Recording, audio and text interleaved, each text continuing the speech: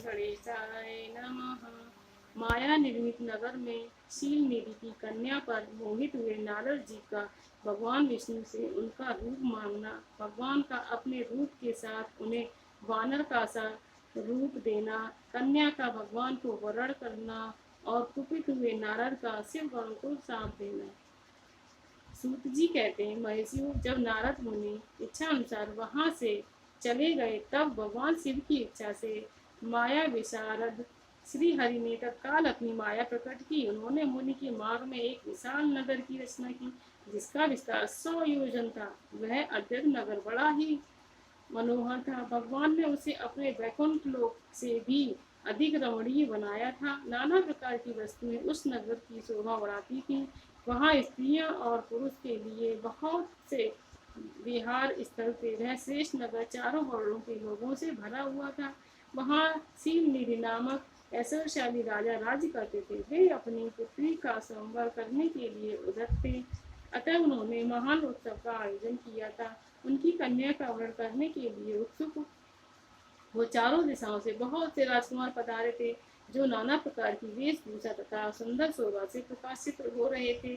उन राजकुमारों ने वह नगर भरा पूरा दिखाई दिया। जैसे सुंदर राजनगर को देख नारद जी मोहित हो गए।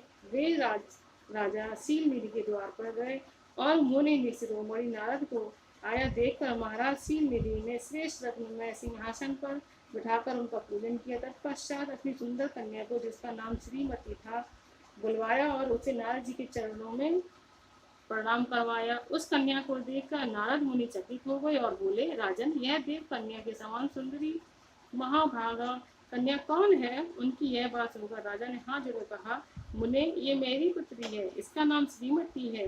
अब इसके विवाह का समय आ गया है। यह अपने लिए सुंदर वर चुनने के निमित्त से स्वयंवर में जाने वाली है। इसमें सब प्रकार के शुभ लक्षण लक्षित होते हैं। वैसे आप इसका भाग्य बताइए। राजा के इस प्रकार पूछने पर काम से विहल हुए मुनि श्रेष्ठ नारद उस समय उस कन्या को प्राप्त करने की इच्छा मन में लिए राजा को संबोधित करके इस प्रकार बोले, भूपाल, आपकी यह पुत्री समस्त शुभ लक्षणों से संपन्न है, परम सौभाग्यवती है। अपने महान भाग्य के कारण यह धन्य और साक्षात लक्ष्मी की भांति समस्त गुणों की आगार है। इसका भावी पति निश्चय ही भगवान शंकर के समान वैभवशाली, सर्वेश्वर, किसी से पराजित न होने वाला, वीर, काम विजयी तथा संपूर्ण देवताओं में श्रेष्ठ होगा। ऐसा कहकर राजा ने वेदांत इच्छा अनुसार विचार करने वाले नारद मुनि वहां से चल दिए। वे काम के वशीभूत हो गए थे। शिव जी की माया ने उन्हें विशेष मोह में डाल दिया था। वे मुनि मन ही मन सोचने लगे कि मैं इस राजकुमारी को कैसे प्राप्त करूं। स्वयंवर में आए हुए नरेशों में सब कुछ छोड़कर यह एकमात्र मेरा ही वर्ण करे, यह कैसे संभव हो सकता है? समस्त नारियों को सौंदर्य सर्वथा प्रिय होता है। सौंदर्य को देखकर ही वह प्रसन्नता पूर्वक मेरे अधीन हो सकती है, इसमें संशय नहीं है। ऐसा विचार कर काम से विहल हुए मुनिवर नारद भगवान विष्णु का रूप ग्रहण करने के लिए तत्काल उनके लोक में जा पहुंचे। वहां भगवान विष्णु को प्रणाम करके वे इस प्रकार बोले, भगवान, मैं एकांत में आपसे अपना सारा ग्रंथ कहूंगा। तब बहुत अच्छा कहकर लक्ष्मीपति श्री हरि नारद जी के साथ एकांत में जा बैठे और बोले, मुने, अब आप अपनी बात कहिए। तब नारद जी ने कहा, भगवान, आपके भक्त जो राजा श्रीनिधि है, वे सदा धर्म पालन में तत्पर रहते हैं। उनकी एक विशाल लोचना कन्या है जो बहुत ही सुंदरी है। उसका नाम श्रीमती है। वह विश्व मोहिनी के रूप में विख्यात है और तीनों लोकों में सबसे अधिक सुंदरी है। प्रभु, आज मैं शीघ्र ही उस कन्या से विवाह करना चाहता हूँ।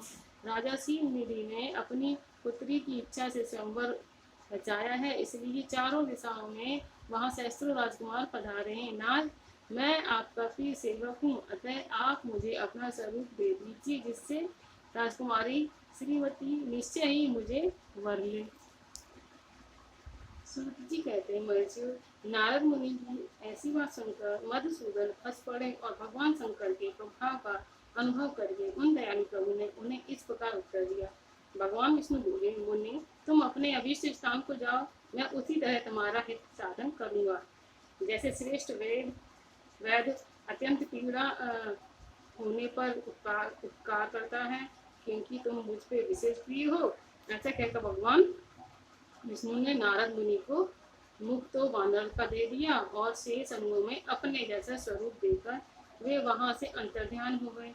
भगवान की पूर्वोक्त बात सुनकर और उनका मनोहर रूप प्राप्त हो गया समझकर नारद मुनि को बड़ा हर्ष हुआ। वे अपने को कृतकृत्य मानने लगे। भगवान ने क्या प्रश्न किया है इसको वे समझ न सके। तदंतर मुनि श्रेष्ठ नारद शीघ्र ही उस स्थान पर जा पहुंचे जहाँ राजा शीलनिधि ने राजकुमारों से भरी हुई स्वयंवर सभा का आयोजन किया था। विप्रो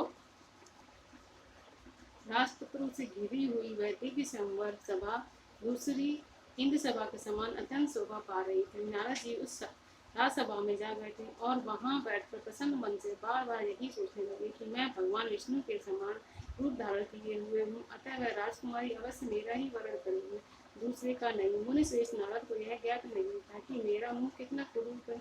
उस सभा में बैठे हुए सब मनुष्यों ने मुनि को उनके पूर्ण रूप में ही देखा। राजकुमार आदि कोई भी उनके रूप परिवर्तन के रहस्य को न जान सके। वहां नारद जी की रक्षा के लिए भगवान रुद्र के 2 पार्षद आए थे जो ब्राह्मण का रूप धारण करके गूढ़ भाव से वहां बैठे हुए थे। वे ही नारद जी के रूप परिवर्तन के उत्तम वेद को जानते थे। मुनि को कामावेश से मूल हुआ जान वे दोनों पार्षद उनके निकट गए और आपस में बातचीत करते हुए उनकी हंसी उड़ाने लगे, परंतु मुनि तो काम से विवल हो रहे थे, अतः उन्होंने उनकी यथार्थ बात भी अनसुनी कर दी। वे मोहित को श्रीमती को प्राप्त करने की इच्छा से उसके आगमन की प्रतीक्षा करने लगे। इसी बीच में वह सुंदरी राजकन्या स्त्रियों से घिरी हुई अंतःपुर से वहां आई। उसने अपने हाथ में सोने की एक सुंदर माला ले रखी थी। वह सुलक्षण राजकुमारी स्वयंवर के मध्य भाग में लक्ष्मी के समान खड़ी हुई अपूर्व शोभा पा रही थी। उत्तम व्रत का पालन करने वाली वह भूकन्या माला हाथ में लेकर अपने मन के अनुरूप वर का अन्वेषण करती हुई सारी सभा में भ्रमण करने लगी। नारद मुनि का भगवान विष्णु के समान शरीर और वानर जैसा मुंह देखकर वह कुपित हो गई और उनकी ओर से दृष्टि हटाकर प्रसन्न मन से दूसरी ओर चली गई। स्वयंवर सभा में अपने मनवांछित वर को न देखकर वह भयभीत हो गई। राजकुमारी उस सभा के भीतर चुपचाप खड़ी रह गई। उसने किसी के गले में जयमाला नहीं डाली। इतने में ही राजा के समान वेशभूषा धारण किए भगवान विष्णु वहां आ पहुंचे। किन्हीं दूसरे लोगों ने उनको वहां नहीं देखा, केवल उस कन्या को ही दृष्टि उन पर पड़ी। भगवान को देखते ही उस परम सुंदरी राजकुमारी का मुख प्रसन्नता से खुल उठा। उसने तत्काल ही उनके कंठ में माला पहना दी। राजा का रूप धारण करने वाले भगवान विष्णु उस राजकुमारी को साथ लेकर तुरंत अदृश्य हो गए और अपने धाम में जा पहुंचे। इधर सब राजकुमार श्रीमती की ओर से निराश हो गए। नारद मुनि तो कामदेव देवता से आतुर हो रहे थे, इसलिए वे अत्यंत विवल हो उठे। तब वे दोनों विप्रधारी ज्ञान विशारद रुद्रगण काम विहल नारद जी से उसी क्षण बोले। रुद्रगणों ने कहा, हे नारद, हे मुनि, तुम व्यर्थ ही काम से मोहित हो रहे हो और सौंदर्य के बल से राजकुमारी को पाना चाहते हो। अपने वानर के समान गर्वित मुनि को देख लो।